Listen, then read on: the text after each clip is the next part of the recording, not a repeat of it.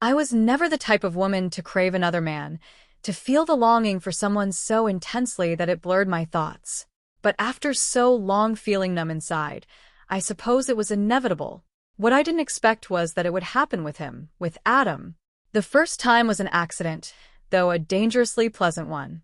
Adam had always been around, with his lingering looks and strong, silent presence. He helped around the house when my husband wasn't there, flexing his muscles without even realizing it. And while I noticed, how could I not? I never let myself read into it. Adam was my husband's brother, and that made him almost like family to me. Nothing could happen between us. Or at least, that's what I told myself. But Adam wanted more, and it became impossible to ignore. I had caught him staring at me before, his eyes filled with something far more intense than casual glances. It was like he saw me as something he wanted, something he wasn't supposed to have, but couldn't resist wanting. Then, that cold Friday morning happened. My husband, Jared, had left for work as usual, leaving me alone with Adam. The previous night had been hard for me. I wanted Jared, craved his attention. I wore the black nightgown that always seemed to catch his eye, my lips painted red like roses, hoping he would notice. I longed for his touch, his voice whispering sweet nothings while he held me close. But Jared had come home exhausted and once again turned me down, rolling over and falling asleep almost immediately. It was the 6th time in a row. Frustrated and unsatisfied, I tossed and turned for hours, but sleep wouldn't come. I finally gave up, got out of bed, and decided to distract myself with chores. I was still in the nightgown from the night before, my body aching with frustration. I adjusted the thermostat to fight off the cold, told Siri to play "Do It to Me One More Time" by Lionel Richie, and headed to the garage to start the laundry. The laundry room was chilly, and the soft tunes of Lionel Richie filled the house as I bent over to sort through the pile of clothes, separating whites from colors. I was lost in the task, focused on the rhythm of my movements, when I realized I had been bent over for quite some time, my body swaying slightly to the music. Unbeknownst to me, Adam had come into the room, watching me with those same burning eyes. When I finally turned, startled to see him standing there, I didn't know how long he had been watching, but from the look in his eyes, it had been long enough. Later, when I asked him what he had been thinking while he stood there, he admitted, "I wanted you. And I knew I would go crazy if I didn't have you." The tension in the air was thick. After a few moments of silence, he moved closer. Without warning, Adam grabbed me from behind, his strong arms circling around me as his body pressed against mine. My breath caught in my throat as I tried to process what was happening.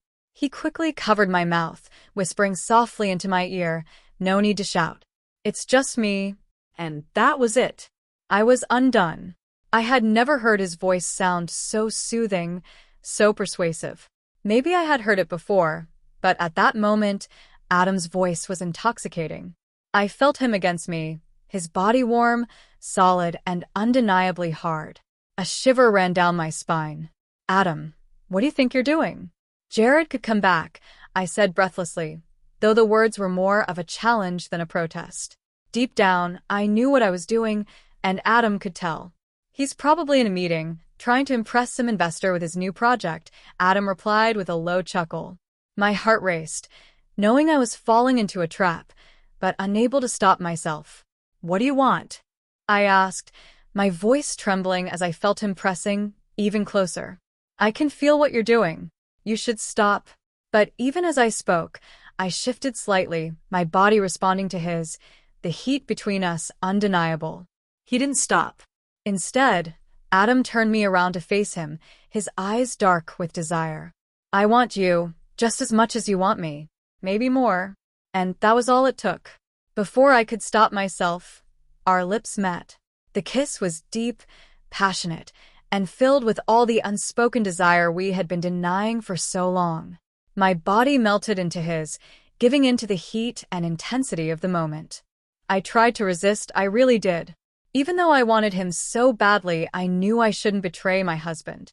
But Adam knew exactly how to break down the walls I was trying so hard to keep up. He pulled me closer, his lips rough but tender against mine.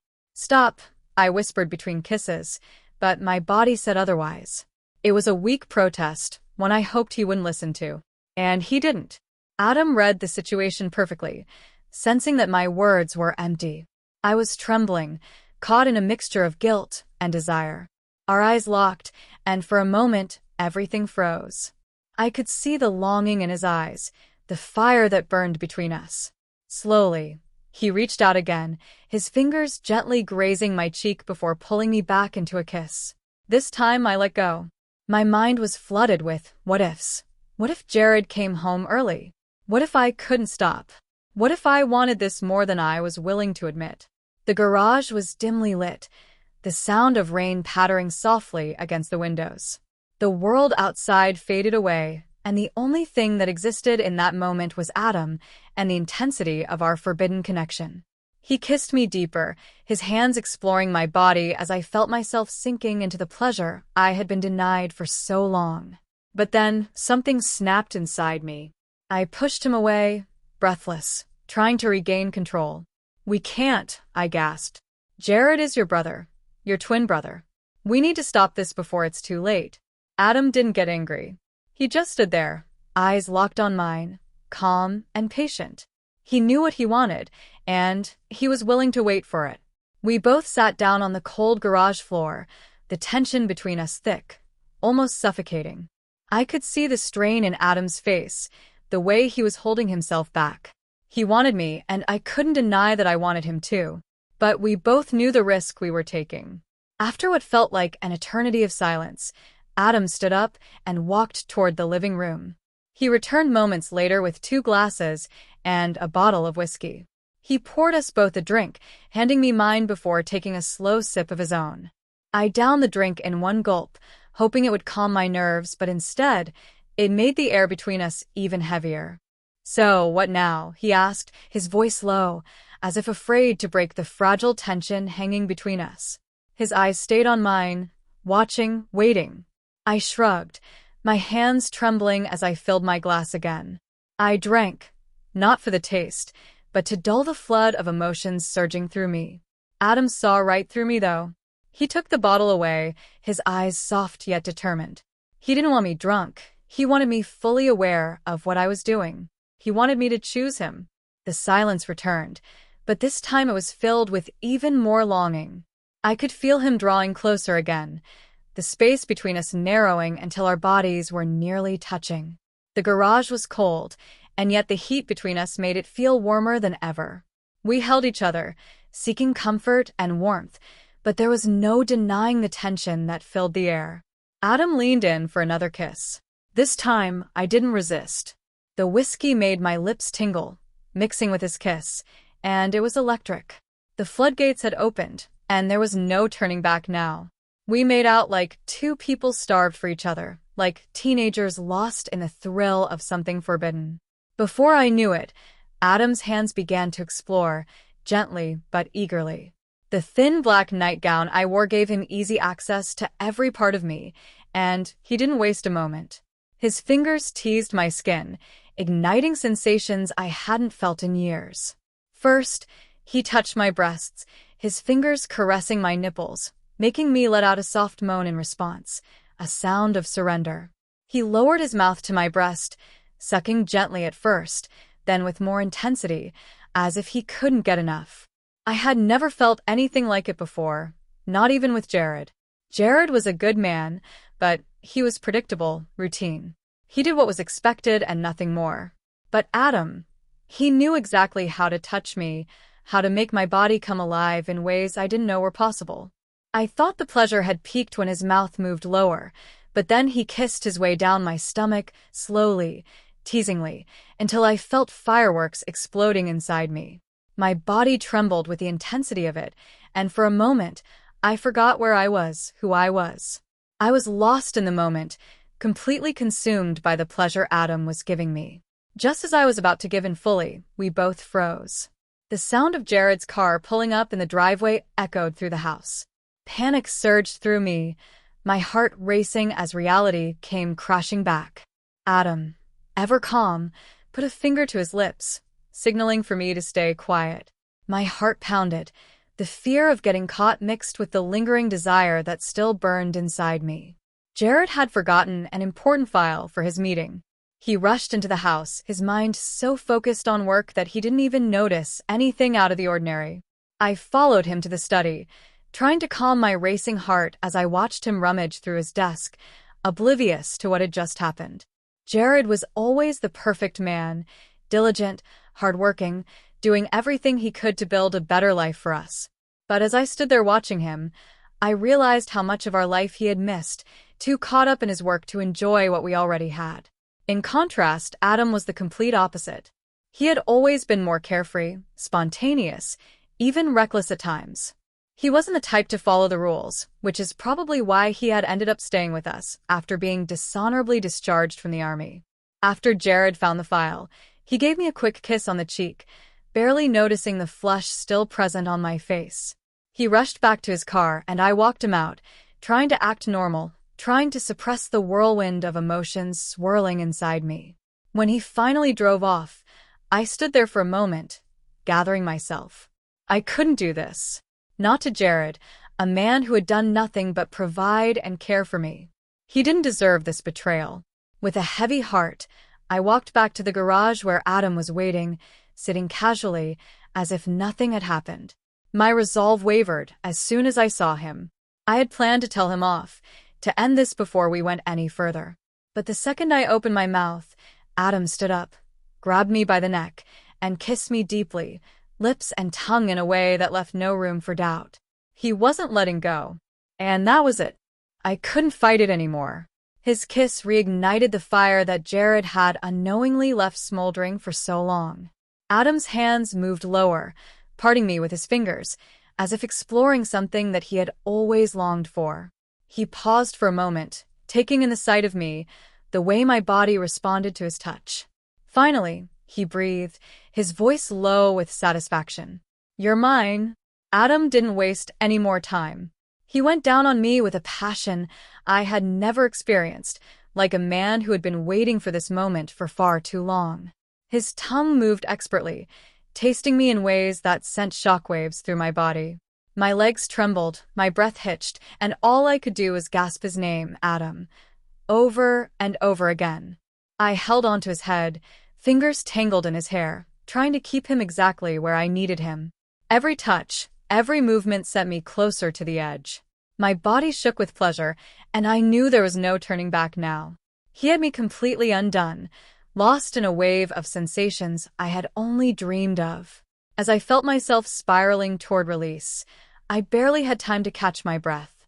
I was right at the edge, trembling, when the flood of pleasure overtook me, pulling me under like a tidal wave. My legs shook uncontrollably, and I could barely form words as the sensation washed over me. "Adam," I gasped one last time, breathless and shaking. We were still on the cold garage floor, but the world around us felt like it had disappeared. There was only him and me. Nothing else mattered.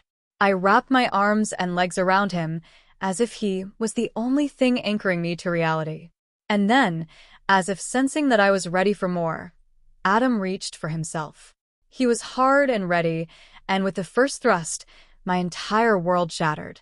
With that first thrust, everything changed. The world around us dissolved, and I was no longer the woman I had been just moments before. I was lost in him, in the rhythm of his body as he moved inside me, each stroke pulling me further into a place I had never been. I could see nothing, hear nothing, but the intensity of the pleasure as it took over every part of me. Every movement, every thrust, felt like it was reshaping me. I could feel Adam's gaze locked on mine, wanting me to witness every moment as he claimed me in a way no one had before. I couldn't look away. His eyes were filled with fire and desire, and I knew I was completely his in that moment. With every second, the pleasure intensified. My body responded to his, craving more, needing more, and he didn't disappoint. He turned me over, taking control in a way that was both rough and tender, each stroke deeper than the last. He moved with a purpose, as if determined to make sure this moment was etched into my very soul. And then, just as I thought the pleasure couldn't get any stronger, my legs began to shake again. The trembling was uncontrollable, like overcooked noodles that couldn't hold their strength. I couldn't hold back the sounds escaping my lips, my body crying out with each thrust. Adam allowed me to express myself fully, his body moving in perfect rhythm with mine. The pleasure became more intense, more tangible with every second, and I knew I was nearing the edge again. The waves of sensation washed over me as I felt my body ready to surrender once more. Then, with one final, powerful thrust, Adam let out a scream of his own, his climax perfectly timed with mine. The release was overwhelming, and I felt his body tense as he spilled inside me, marking me as his. When it was over, Adam collapsed on top of me, both of us breathing heavily, our bodies slick with sweat. I wrapped my arms around him, holding him close as we lay there, completely spent. There was no guilt in that moment, only the quiet satisfaction that we had both found something in each other that had been missing for so long. We stayed like that on the cold garage floor, our bodies tangled together, lost in the aftermath of what we had just done.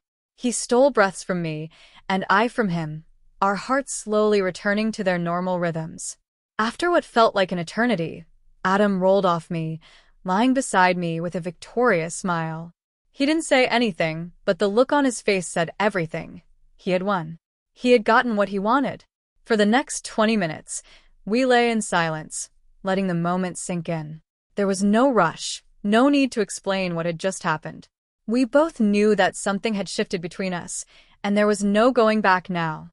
Eventually, I stood up, my legs still shaking, my body exhausted. Adam followed me, pulling me in for one last kiss, one that lingered longer than I had expected. I kissed him back, feeling that familiar fire reignite for a brief moment before I pulled away. I went to the bathroom to wash up, letting the warm water flow over me as I smiled to myself. My body was buzzing with the memory of what had just happened. I bit my lip, replaying the moments over in my mind, reliving the pleasure as if it had just happened. I stayed in the shower longer than usual, letting the water wash away the guilt, the hesitation, but not the memory. That moment was imprinted on me. When I finally stepped out and dressed myself in a light, comfortable gown, I realized how much time had passed.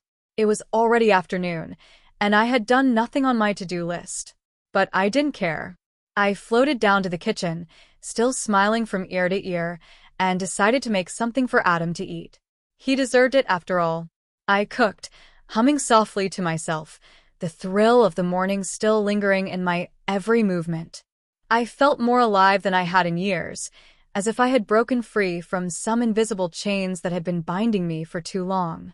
After cooking, I went back to the garage, stacking the clothes that had yet to be washed and throwing them into the laundry basket.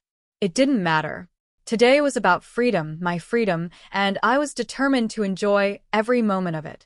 I poured myself a glass of whiskey, the same smile plastered on my face as I danced slowly around the kitchen, holding the glass in one hand and swaying to the soft music that still played throughout the house.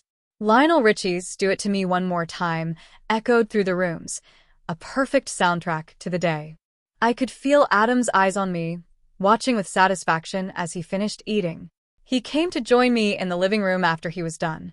We danced together, this time his hands gripping my waist, then sliding lower to my hips. I leaned into him, loving every second of it. We swayed to the music, the weight of reality suspended for just a while longer. But time passed too quickly, and before I knew it, Jared's car pulled up outside. The sound of the engine snapped me back into the present, into my reality. The magic of the day began to fade, but I was determined to hold on to it for as long as I could. Jared noticed my smile the moment he walked through the door, but he didn't question it.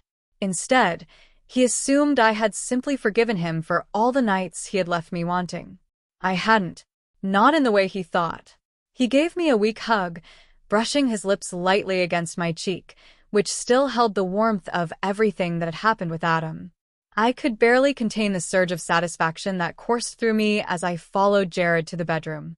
He took a bath, talking the whole time about the contract he had just secured and what it would mean for us. But I couldn't focus on his words. His excitement, which once would have meant everything to me, now felt hollow. I had come alive in a way that had nothing to do with contracts or money or promises of a better future. My mind kept drifting back to the garage, to the fire Adam had awakened in me. I zoned out completely, lost in the memory of the morning. I didn't even hear Jared step out of the bathroom until he was standing right in front of me, his brow furrowed in concern. "Honey, are you okay?" he asked, his voice breaking through my trance. I blinked, forcing a smile. "Yes, dear, I'm just super excited for you," I said, though the excitement I felt had nothing to do with him. It was for tomorrow. Tomorrow, when I would be left alone with Adam again. That night, as Jared made love to me, my mind wasn't on him. My body responded out of habit, but my thoughts were elsewhere. Every time Jared touched me, it was Adam's face that filled my mind. Every kiss, every movement, was a reminder of what I truly craved. I barely slept that night, too anxious for the morning to arrive. I lay there, wide awake, my heart racing in anticipation of being alone with Adam once more. The thought of it sent a thrill through me, a spark of excitement that I hadn't felt in years. When the sun finally rose, it was the most beautiful sunrise I had ever seen.